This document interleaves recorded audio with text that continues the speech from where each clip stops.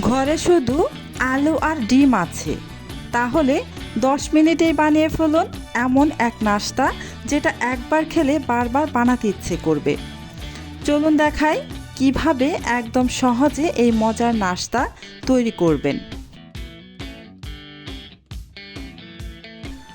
প্রথমে চুলায় একটা প্যান বসিয়ে প্যানের মধ্যে আমি প্রায় 1 চামচের মতো সয়াবিন তেল দিয়ে দিলাম। এবার এখানে দিয়ে দিব গ্রেট করে রাখা আলু। আমি বড় সাইজের 2টি আলুর খোসা ছাড়িয়ে তারপর গ্রেটারের যে ছোট ছিদ্র অংশটা আছে সেটা দিয়ে আলুগুলোকে আমি গ্রেট করে তারপর খুব ভালোভাবে 3 থেকে 4 বার পানি পাল্টে পাল্টে ধুয়ে নিয়েছি। এবার এখানে দিয়ে দিলাম 1 চা চামচের 4 ভাগের 1 ভাগ লবণ। লবণটা দেওয়ার পর অনবরত নাড়াচাড়া করে আলুটাকে ভেজে নেব। আলুটাকে এমনভাবে ভাজতে হবে যেন আলুটা প্রায় 50%-এর মতো সিদ্ধ হয়ে যায়। এই আলুটা ভাজার পর যেন পুড়ে না যায় সেদিকে অবশ্যই খেয়াল রাখবেন। একদম এরকম সাদা ভাবটাই থাকতে হবে যেন আলু পুড়ে না যায়। এই যে আলুটা প্রায় 50%-এর মতো আমার সিদ্ধ হয়ে এসেছে। এবার এই আলুটাকে নামিয়ে ভালোভাবে ঠান্ডা করে নিব। যারা আমার ভিডিওটা দেখছেন ওনাদের কাছে আমার একটাই রিকোয়েস্ট, প্লিজ আমার চ্যানেলটি সাবস্ক্রাইব করে পাশে থাকা বেল আইকনটি একটু প্রেস করে রাখবেন। যখন আমি নতুন নতুন কোনো ভিডিও আপলোড করব তখন কিন্তু সাথে সাথে আপনার ওখানে নোটিফিকেশন পৌঁছে যাবে। আর আমার ভিডিওতে একটা লাইক, কমেন্ট আর শেয়ার করে দিবেন। আলুগুলোকে আমি একটা প্লেটের মধ্যে নামিয়ে নিয়েছি, একটু ছড়িয়ে দিচ্ছি যেন খুব দ্রুত ঠান্ডা হতে পারে।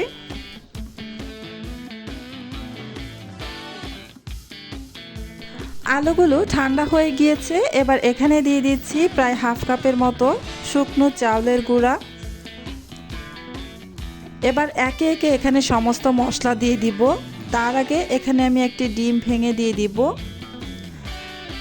ডিম যদি ফ্রিজে থাকে তাহলে কিন্তু ডিম আগে থেকেই প্রায় 30 মিনিট আগে ডিমটা ফ্রিজ থেকে বের করে তারপর ব্যবহার করতে হবে। ঠান্ডা ডিম সরাসরি ব্যবহার করবেন না।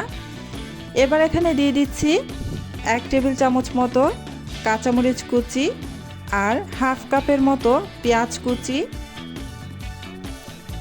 আর দিয়ে দিচ্ছি ধনিয়া পাতা কুচি বেশ খানিকটা। ধনিয়া পাতাটা আপনারা আপনাদের ইচ্ছে অনুযায়ী কম বাড়িয়ে ব্যবহার করতে পারবেন।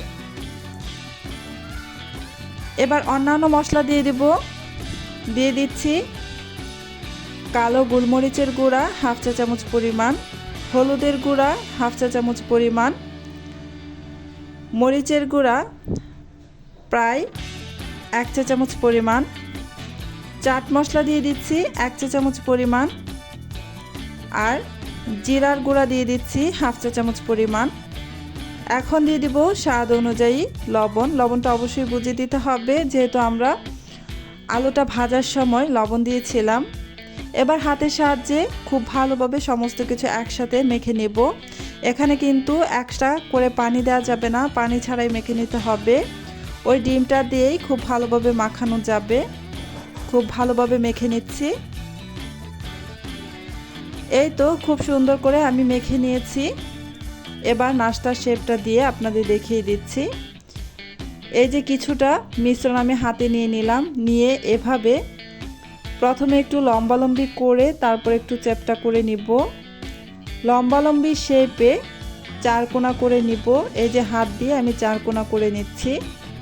আপনারা চাইলে অন্যান্য যে কোনো শেপে এই নাস্তাগুলো বানিয়ে নিতে পারেন। আমি এভাবেই বানিয়ে নিচ্ছি। এই তো একটি নাস্তা আমার বানানো হয়ে গিয়েছে। সবগুলো নাস্তা আমি এভাবে বানিয়ে নিয়ে তারপর ভেজে নিব। চুলায় আমি আগে থেকেই কিছুটা সয়াবিন তেল গরম করে রেখেছিলাম। এবার এখানে আমি নাস্তাগুলো দিয়ে দিচ্ছি।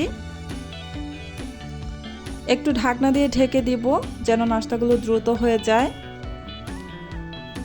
এক পাশ আমি 2 মিনিট করে ভাজবো চুলার আঁচ মিডিয়ামে রেখে। ঢাকনাটা আমি উঠিয়ে নিয়েছি প্রায় 2 মিনিট পর। এবার একটু উল্টে দিব। এই যে বেশ সুন্দর একটা কালার চলে এসেছে।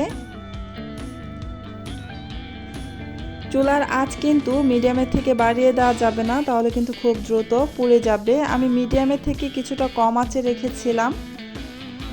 এবার মিডিয়াম টু লো আঁচের মাঝামাঝিতে রেখে আবারও ঢাকনা দিয়ে ঢেকে আরও 2 মিনিট মতো আমি রাখবো। ফিরে আসছি 2 মিনিট পর।